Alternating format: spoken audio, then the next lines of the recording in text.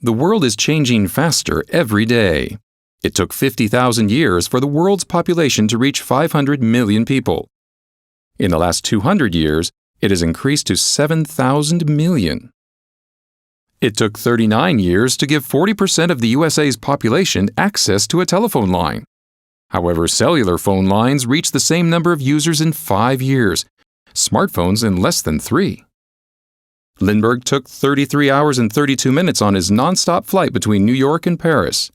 Today, airplanes can make the same journey nonstop in about 7 hours. Technology is changing the way we behave. Although the general trend is to leave the countryside to live in cities, 60 million people raise cows every day on virtual farms.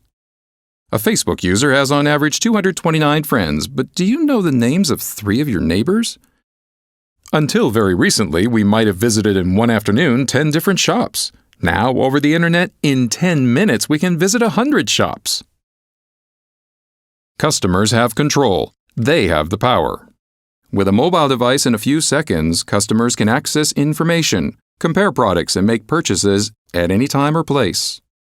And before buying, 70% of people trust the recommendations of anonymous people who publish on the internet more than that of a conventional advertisement. Companies need to adapt to new environments. Apple only made computers until 2001, when it launched its first iPod. Since then, music and cinema have been an essential part of the company's business, and it has managed to become the third largest player in the global cell phone market in just 5 years. Google is much more than a search engine. It's even a payment method in the USA, and it has taken over Motorola, who made the first mobile telephone.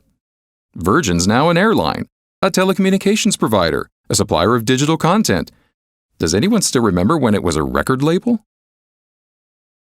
Sales of printed newspapers are plummeting, sales of tablets are soaring, and people read the news digitally.